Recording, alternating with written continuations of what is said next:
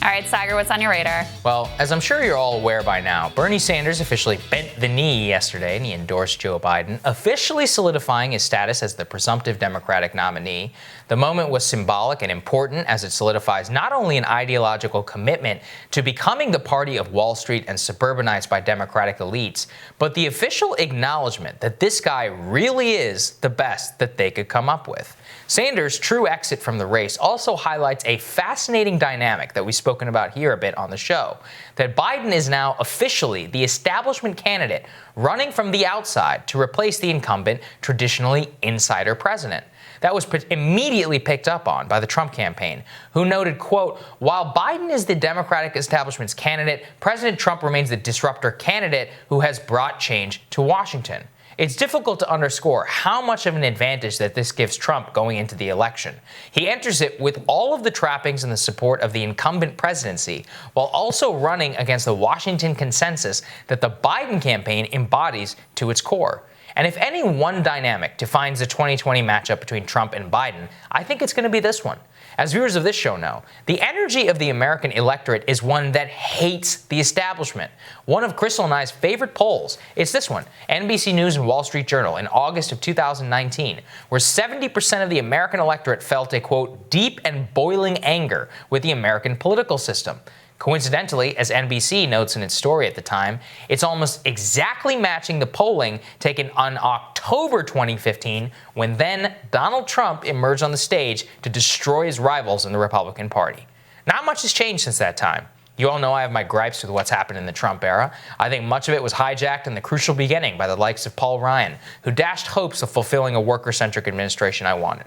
But that doesn't mean it hasn't been a total wash. And the thing helps above all is that Biden is about as perfect as a reincarnation of Hillary Clinton that one could ask for in this race. I mean, let's all just look again at this leaked list of possible cabinet positions that was leaked to two of the biggest political reporters in the country last month.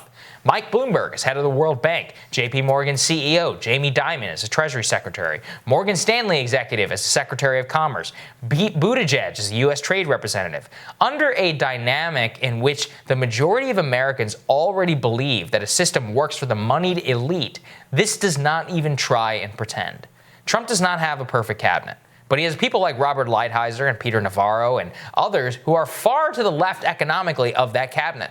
And worse, when we talk about how Biden is an insider running as an outsider, you can look no further than his national security cabinet. Obama-era deep state people, Susan Rice, John Kerry, Tom Donilon, Tony Blinken, many, many, many more who are responsible for the absolute mess we have right now in Iraq, Afghanistan, Libya, Syria, and more. Biden is the establishment, and he was chosen and anointed by them. He was saved by them at the last moment, the last gasp with neoliberalism's attempt to hold on to power and his abject refusal to learn absolutely anything from his own policy failures of the last 40 years, not to mention the rise of populists like Bernie Sanders and Donald Trump. It means he's a fake outsider, running not to quell the anger of Americans, but instead to just replicate all of the policies that got us exactly to this point. And I saw that, Chris, I mean, we're going to be talking, I know, more in your radar about Bernie's true exit from the race, but I think that that dynamic officially becomes clear because as you're going to cover in your radar, it's not like the Bernie campaign the Biden campaign gave anything to Bernie. Nothing. They quashed Less than nothing. They quashed the movement. They basically got him to bend down and to give them everything.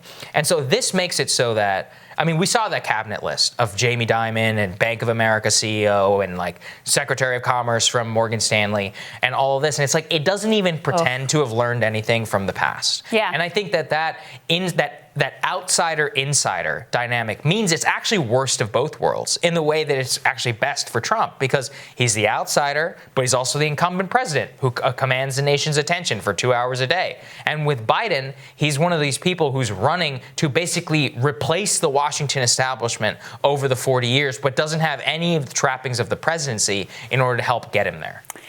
What's interesting is Joe Biden was almost irrelevant to the Democratic primary. He was like the default candidate. Ryan, of course, calls him an accident of history, which is perfect. I mean, dude barely campaigned. He had no money. No. He just sat back, and then they had the force of the Obamas behind him to help make the moves that needed to be made at the very precise moment when they had to be made to emerge as the default victor. Okay?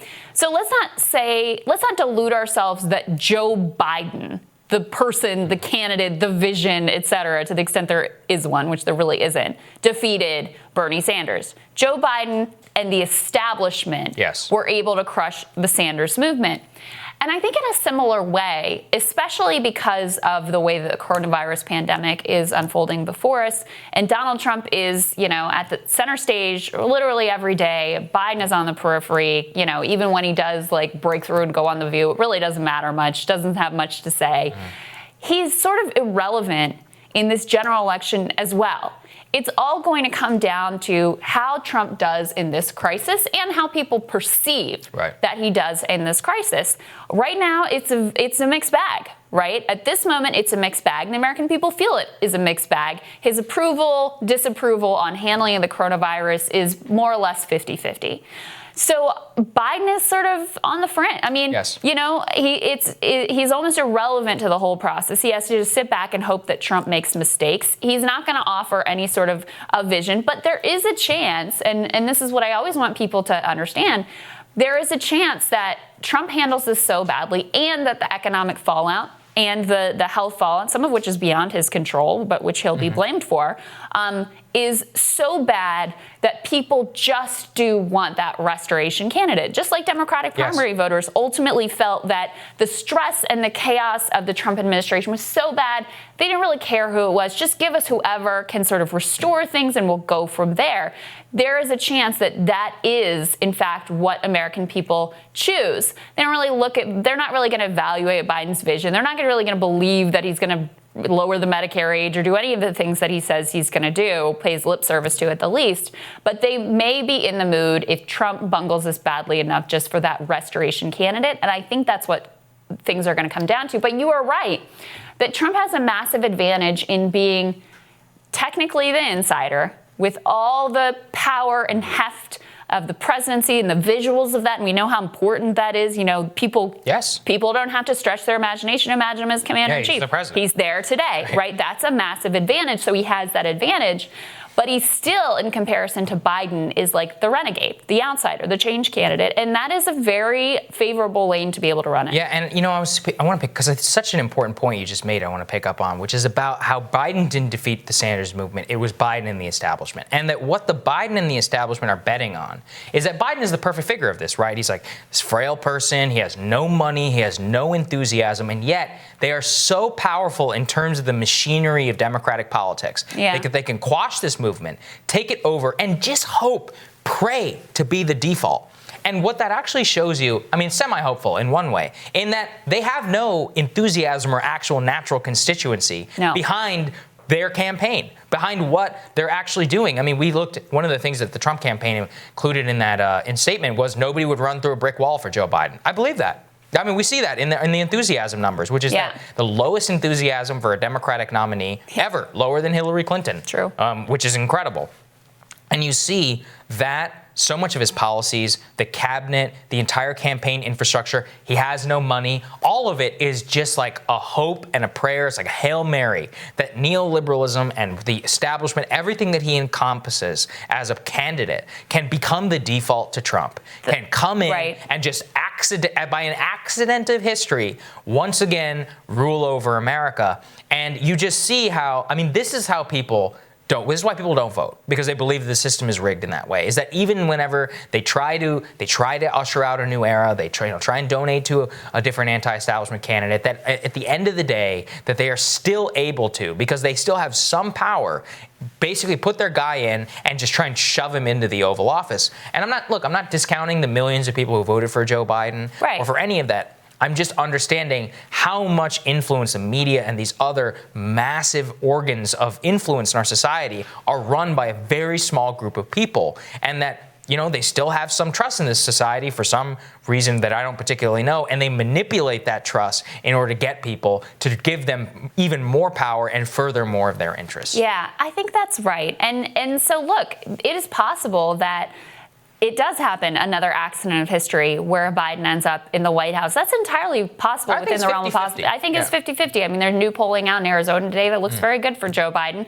Other polling that we're going to talk about later in the show shows it pretty tough in terms of the battleground states, even though he has a consistent lead nationally, although even the polling on that is a little bit mixed. But they're betting on the same thing that they bet on in 2016, which is that there will be more suburban voters who, no, they won't run through a wall for Joe Biden, but they'll run through a wall to defeat Donald Trump. And that there'll be more of those people who are so energized. And those are the people who turned out overwhelmingly in the primaries, right? Those suburban voters who are so offended by Donald Trump that they will do anything to try to defeat him. And that is the hope and the prayer that, the left is going to have to suck it up because Trump is so bad. So they're going to have to vote for Joe, even though they don't like him and even though they've got issues, that ultimately they're going to come along. I think they may have a little more faith in that than they probably should. But that's the bet, and that suburban voters will overwhelmingly turn out. And that, those few people that are on the margins, if things go badly with the coronavirus pandemic, as they are, frankly, right now, that they'll fall into the Biden camp and just want that restoration without even actually, look, the fact that there may not really be in-person debates, that's a good thing for Joe. That's a very lucky thing for Joe, because how is he going to hold up one-on-one against Trump? Anybody who looks at that, forget about their policies. A lot of this is based on perception and theater, right? If you look at the two of them head-to-head, this is the Joe Rogan point, there's no comparison in terms of Joe's ability to actually command and articulate a vision and inspire the people. He just doesn't have that anymore. No. So that is a major benefit to him, the fact that there may not be in-person debates. And if I were him, I would very much push for there to not be in-person debates, because some Skype or Zoom debate is never going to have the heft or the import of a real in-person debate.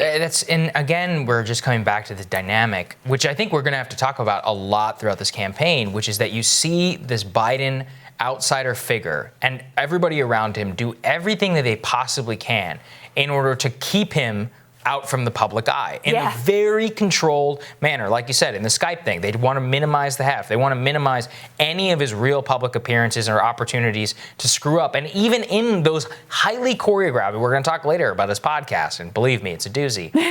It's even in these things, even when they can edit it, they still can't edit out how much of a disaster it is. And so I just think, you couple that on top of all the trends, and it's not a good situation. And especially when you don't delude yourself thinking that Joe Biden ran a good primary campaign. Yes, correct. He did not, right? This was the worst run winning campaign maybe in history. Totally. But here we are. Yeah, certainly. All right, I'm looking forward to your radar next, Crystal.